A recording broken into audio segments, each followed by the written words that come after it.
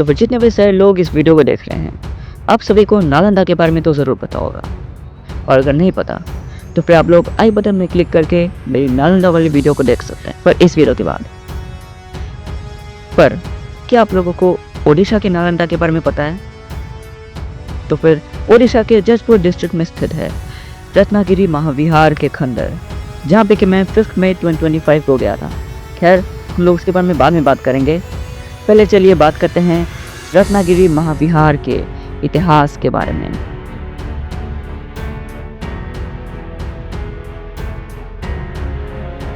तो फिर आप में से जितने भी सारे लोग ये सोचते हैं कि प्राचीन भारत में बस एक ही नालंदा थी, तो फिर आप लोग गलत हो, क्योंकि प्राचीन भारत में पूरे इंडियन सबकॉन्टिनेंट में नालंदा जैसे ढेरों विश्वविद्यालय फैले हुए थे। जी हाँ, जैसे कि कुछ चुनिंदा एग्जाम्पल्स के लिए कश्मीर में शारदा पीठ, और गांधार में तक्षशिला, बिहार में नालंदा विक्रमशिला, और अंग में सुमपुरा जगद्दला, और साउथ में कांचीपुरम, और ओडिशा में रत्नागिरी। अगर आप लोग सोचो कि ये सब तो लोकल यूनिवर्सिटीज़ होंगी, तो नहीं, बिल्कुल नहीं। ये सभी के सभी इंटरनेशनल यूनिवर्सिटीज़ थी, और ये सब की लोकेशन मतलब इस तरह की थी, मतलब कि लोग बाहर से मतलब आ सके फॉरेन यूनिवर्सिटी से। जैसे कि कश्मीर की शारदा पीठ हो गई, वहाँ से मतलब लोग चाइना से आते थे, और जैसे कि रत्नागिरी होगी वो समुद्र के बहुत पास में थी, तो फिर जिसकी वजह से लोग सी ट्रैवल करके लोग आ सकते थे। तो फिर तब के जो यूनिवर्सिटीज़ थे वो लोग समुद्र के पास में या फिर इस तरह के जगह बनाना चाहते थे ताकि लोग दूर दूर से मतलब आ सके। और जैसे कि आज के टाइम में बहुत सारे इंडियन स्टूडेंट्स बाहर जाते हैं, मतलब कि फॉरेन कंट्रीज़, ताकि वो लोग कोई फॉरेन यूनिवर्सिटी से वो लोग पढ़ सकें और वहाँ से वो लोग सर्टिफाई हो सकें। ये आज बहुत ही ज़्यादा कॉमन है, पर 1000 साल पहले ये कॉमननेस हम लोग के लिए नहीं, इंडियंस के लिए नहीं, बल्कि फॉरेनर्स के लिए थी। जी हाँ, वो लोग इंडिया के यूनिवर्सिटी से में आते थे पढ़ने के लिए और यहाँ से सर्टिफाई होने के लिए।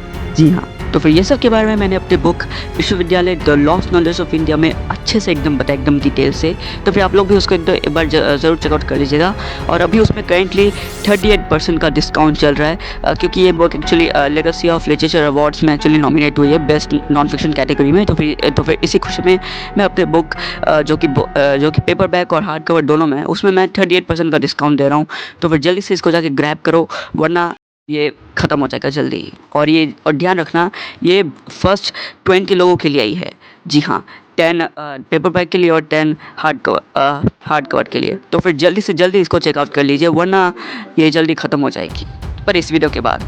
और इसके अलावा बहुत सारे लोग ये भी सोचते हैं कि ये सब यूनिवर्सिटी तो बुद्धिस्ट थी, तो फिर यहाँ पे बस बुद्धिज़्म की पढ़ाई होती थी, पर नहीं, बिल्कुल नहीं, क्योंकि यहाँ पे वेदास, पुराण और उपनिषद की भी पढ़ाई होती थी। तो फिर यहाँ पे हिंदुइज्म और बुद्धिज़्म के लोग दोनों एक साथ मिलकर पढ़ते थे। तो फिर जो लोग ये सोचते हैं कि यहाँ पे बस बुद्धिस्ट लोग ही पढ़ते थे, तो फिर ये गलत है। और हाँ, हम लोग क्या बात करें, हाँ, रत्नागिरी महाविहार के इतिहास के बारे में। तो फिर ऐसा माना जाता है कि रत्नागिरी महाविहार को भूमिकर डायनेस्टी के टाइम बनाया गया था, पर इसका कोई एविडेंस नहीं है। पर जिसका एविडेंस है उससे हम लोग ये कह सकते हैं कि रत्नागिरी महाविहार को नरसिम्हा बाला आदित्य के रूल के टाइम बनाया गया था, जो कि एक गुप्ता रूलर थे, जो कि शायद आखिरी गुप्ता रूलर्स में से एक थे। और यहाँ पे बुद्धिज़्म और हिंदुइज्म दोनों की एक साथ पढ़ाई होती थी।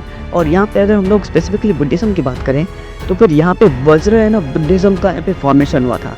जी हाँ, इसलिए ये एक बहुत ही ज़्यादा इम्पोर्टेंट सेंटर है ऑफ बुद्धिज़्म, और यहाँ पे, और ये एक्चुअली सी के पास में है। तो फिर इसलिए यहाँ पे चाइना, ये सबसे मतलब लोग सी ट्रैवल करके यहाँ पे आते थे। खैर, अभी तो सी दूर में है, पर पहले तो मतलब पास लोग करती थी और लोग वहाँ से मतलब यहाँ पे आते थे।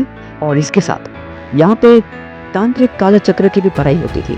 जी हाँ, और रत्नागिरी महाविहार एकलौता उड़ीसा में इस तरह का यूनिवर्सिटी नहीं है। इसके अलावा और 3 यूनिवर्सिटी हैं, पुष्पागिरी, ललितगिरी और उदयगिरी। और ये जो ललितगिरी और उदयगिरी हैं और रत्नागिरी, ये तीनों मिलकर आपस में एक डायमंड ट्रायंगल बनाते हैं। जी हाँ, क्योंकि ये तीनों के तीनों एक बहुत ही इंपॉर्टेंट सेंटर थे बुद्धिज़्म के, और ये तीनों एक आपस एक्चुअली बहुत पास में है आपस में। और एक्चुअली अगर देखा जाए तो फिर ये सिमिलरली एक ट्रायंगल का शेप बनाते हैं, अगर गूगल मैप से देखा जाए तो। खैर उतना डिटेल में कोई नहीं जाएगा, पर हाँ, इसको डायमंड ट्रायंगल इसलिए कहा जाता है क्योंकि ये तीनों की तीनों बहुत ही ज़्यादा इंपॉर्टेंट सेंटर थे बुद्धिज़्म के उस टाइम में। और जैसे कि मैंने बताया, ये आपस में बहुत ही मतलब करीब में थे। और मैंने और एक जो यूनिवर्सिटी के बारे में बताया, पुष्पागिरी, वो एक्चुअली रत्नागिरी, ललितगिरी और उदयगिरी से भी पुराना है। जी हाँ, और यहाँ पे स्वयं शुआनज़ैंग, जिनके बारे में आप लोगों को तो पता ही होगा, शुआनज़ैंग या फिर ह्यूनसांग भी उनको कहते हैं, वो यहाँ पे आए थे और उन्होंने अपने ट्रैवलॉग में भी इसके बारे में बताया, पुष्पागिरी के बारे में। वैसे ये जो वर्ड है रत्नागिरी, इसका मतलब होता है हिल ऑफ जेवल्स। जी हाँ, हिल ऑफ जेवल्स। और रत्नागिरी एक्चुअली महाराष्ट्र में भी एक जगह है, तो फिर उससे मत कन्फ्यूज़ कराना। ये वाला है रत्नागिरी मॉनेस्ट्री, और वो रत्नागिरी एक पूरा एक शहर है। ये है एक महाविहार, मतलब मॉनेस्ट्री। तो फिर हाँ, तो फिर अभी अगर हम लोग इसकी डिक्लाइन के बारे में बात करें, तो फिर वही इसके डिक्लाइन के पीछे फॉरेन रूलर्स का ही हाथ है, और यही वो रीज़न है जिसकी वजह से बहुत बड़ी-बड़ी यूनिवर्सिटीज़ जैसे कि मतलब नालंदा, विक्रमशिला, ये सब तबाह हुए थे। वही रीज़न की वजह से विक्रमशिला भी सॉरी मतलब रत्नागिरी भी तबाह हुई थी। वैसे यहाँ पे फिर भी बाद में 16वीं सेंचुरी तक यहाँ पे बुद्धिज़्म की मतलब यहाँ पे पढ़ाई होती थी, पर उतना ज़्यादा बड़ा स्केल में नहीं, बस मतलब छोटे से स्केल में। पर उसके बाद फिर पूरा बंद हो गया 16वीं सेंचुरी के बाद, और तब तो ये पूरा अंडरग्राउंड चला गया था। उसके बाद जब 1960 के अराउंड इसका जब एक्सकवेशन किया गया था, तब मतलब पूरा ये एक यूनिवर्सिटी बाहर निकल के आया। तो फिर सिंस अभी हम लोग रत्नागिरी महाविहार के इतिहास के बारे में जान चुके हैं, तो चलिए अभी हम लोग बात करते हैं मेरे एक्सपीरियंस के बारे में, जब मैं गया था रत्नागिरी महाविहार के रुइंस में, और वो क्या वंडरफुल एक्सपीरियंस था। चलिए इसका बारे में बात करता हूँ।